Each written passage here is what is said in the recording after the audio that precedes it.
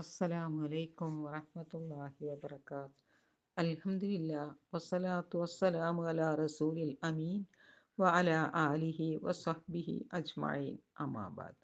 സ്നേഹം നിറഞ്ഞ സഹോദരിമാരെ, ഉദ്ദേശശുദ്ധി, അതിനെക്കുറിച്ച് അല്പം ചിലത്.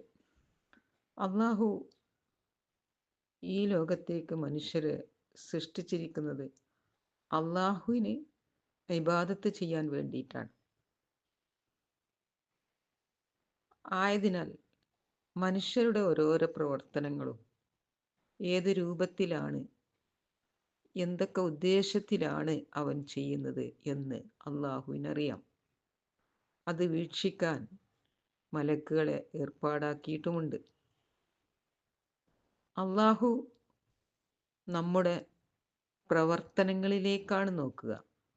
അതിനെ പറ്റി പറയുന്നത് ഇന്നല്ലാഹ ലാ യൻദുറു ഇലാ അജ്സാദിക്കും വലാ ഇലാ സുവരിക്കും വലാകിൻ യൻദുറു ഇലാ ഖുലൂബിക്കും. അള്ളാഹു നോക്കുന്നത് മനുഷ്യരുടെ ശരീരത്തിലേക്കോ മറ്റോ അല്ല, മറിച്ച് അവൻ്റെ ഹൃദയത്തിലേക്കാണ്. അപ്പോൾ നമ്മൾ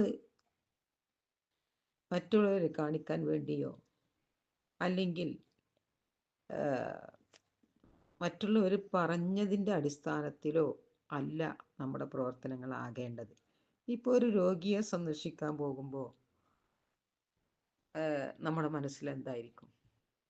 ഇപ്പം സമയമില്ല, അല്ലെങ്കിൽ ഇനിയിപ്പോൾ പോയിട്ടില്ലെങ്കിൽ മോശമല്ലേ, അവരെന്താ വിചാരിക്കുക, അല്ലെങ്കിൽ മറ്റുള്ളവരൊക്കെ പോയി ഇനിയിപ്പോൾ നമ്മളായിട്ട് പോകാതിരിക്കുന്നത് മോശമല്ലേ, ഇങ്ങനെയൊക്കെയുള്ള ഒരു ചിന്താഗതി ഉണ്ടല്ലോ. ആ ചിന്താഗതിയോട് കൂടിയാണ് നമ്മുടെ പോക്ക് എങ്കിൽ എന്തായിരിക്കും അതിന് പ്രതിഫലം? ശൂന്യമായിരിക്കും. അപ്പോൾ അത് ഒരു സ്വാലിഹായ അമലാണ്. അള്ളാഹുവിൻ്റെ മുമ്പിൽ എനിക്ക് പ്രതിഫലം ലഭിക്കണം എന്ന ഉദ്ദേശത്തോടു കൂടിയാണ് ഒരു രോഗിയെ സന്ദർശിക്കുന്നത് എങ്കിൽ തീർച്ചയായും അള്ളാഹുവിൻ്റെ പ്രതിഫലം അവനുണ്ടായിരിക്കും.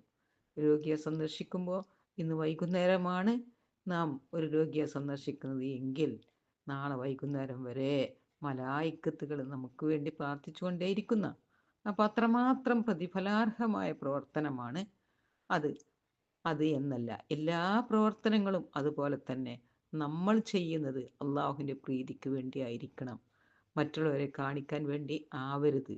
നമ്മുടെ നമസ്കാരം അതുപോലുള്ള ഇപ്പം നമസ്കാരത്തെക്കുറിച്ച് പറയുന്നത് എന്താണ്? ഫവൈലുലിൽ മുസല്ലീൻ അല്ലദീനഹും അൻ സ്വലാത്തിഹിം സാഹൂൻ അല്ലദീനഹും യുറാഊൻ. എന്താ പറഞ്ഞത്? നമസ്കാരക്കാർക്കാണ് നാശം. അതെ, അവർ ജനങ്ങളെ കാണിക്കാൻ വേണ്ടിയാണ് നമസ്കരിക്കുന്നത്. അങ്ങനെയുള്ള നമസ്കാരം ശരിക്കും അള്ളാഹുവിൻ്റെ അടുക്കൽ നിന്ന് യാതൊരു പ്രതിഫലവും അതിന് ലഭിക്കുകയില്ല.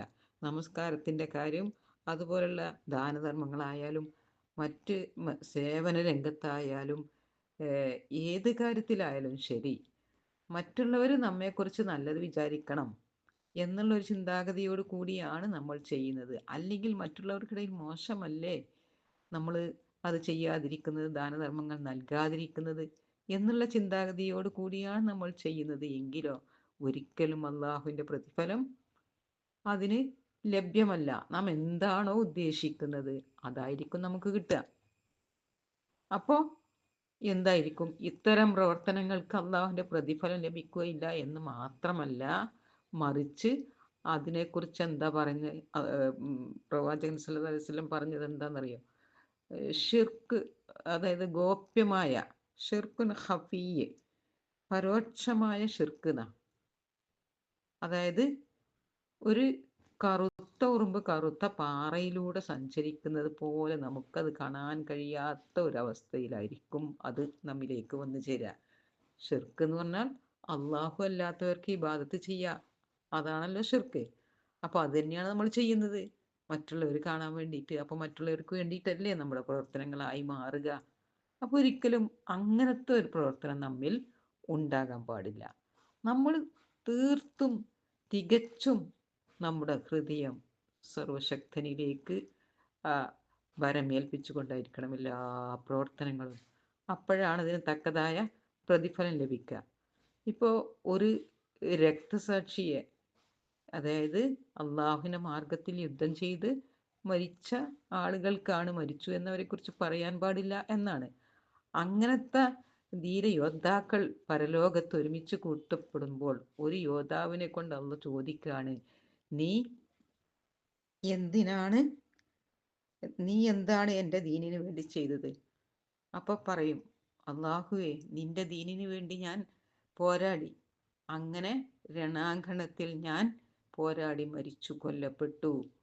അപ്പോ അള്ളാഹു പറയാണ്, ഇല്ല, എൻ്റെ ദീനിന് വേണ്ടി നീ ഒന്നും ചെയ്തിട്ടില്ല, മറിച്ച് നീ എന്തിനു വേണ്ടിയാ നീ കളവാണ് പറയുന്നത്. ഞാൻ ധീരനാണ് എന്ന് ജനങ്ങൾ പറയാൻ വേണ്ടി മാത്രമാണ് നീ യുദ്ധം ചെയ്തത്.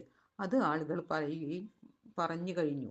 അതുകൊണ്ട് ഈ ദിവസത്തേക്ക് വേണ്ടി നീ എന്താണ് ചെയ്തത്? ഒന്നും ഇല്ല. പ്രശസ്തിക്ക് വേണ്ടി ചെയ്യുന്ന രക്തസാക്ഷിത്വം പോലും അള്ളാഹു സ്വീകരിക്കുകയില്ല. പ്രവർത്തനങ്ങളിൽ നിഷ്കളങ്കതയാണ് പ്രധാനം. തീർച്ചയായും അള്ളാഹു ഇഷ്ടപ്പെടുന്നത് ആരെയാണ്? കാണാമറയത്ത് കർമ്മ നിരതരാകുന്നവരെയാണ്. അങ്ങനെയുള്ളവർ ഒരു സദസ്സിലെത്തിയാൽ ആരും അവരെക്കുറിച്ച് ചോദിക്കുകയില്ല, അറിയുകയില്ല. ഇനി വന്നിട്ടില്ലെങ്കിലോ ആരും ചോദിക്കുകയുമില്ല. ഇങ്ങനെയുള്ളവരുടെ ഹൃദയങ്ങളിലാണ് സന്മാർഗത്തിന്റെ ദീപശിഖ. അപ്പൊ ആത്മാർത്ഥതയുള്ളവർക്ക് കുറച്ച് കർമ്മങ്ങൾ മതി. ആയിഷ റളിയല്ലാഹു പറയുകയാണ്, ആത്മാർത്ഥത ഇല്ലാത്ത കുറേ പ്രവർത്തനങ്ങളെക്കാൾ ആത്മാർത്ഥതയുള്ള കുറച്ച് പ്രവർത്തനങ്ങളാണ് അള്ളാഹുവിന് ഇഷ്ടം. എന്നാൽ അതിനെക്കുറിച്ച് എന്താ പറയുന്നത്? കുറേ പ്രവർത്തനങ്ങൾ ചെയ്ത് ഉള്ളിലൊന്നുമില്ലാത്തൊരവസ്ഥ, അതായത് ഒരു വീർത്ത ബലൂൺ പൊട്ടുന്നത് പോലെയാണ്. പൊട്ടിച്ചു കഴിഞ്ഞാൽ എന്തായിരിക്കും? ശൂന്യമായിരിക്കും, ഒന്നും ഉണ്ടാവില്ല. അപ്പോൾ അതാണ്, നിഷ്ഫലമായി പോകും എല്ലാ പ്രവർത്തനങ്ങളും. നാം ചെയ്യുന്ന പ്രവർത്തനം നമ്മൾ എന്തിനു വേണ്ടിയാണോ ചെയ്യുന്നത് ആ ഉദ്ദേശം നമുക്ക് ലഭിക്കും.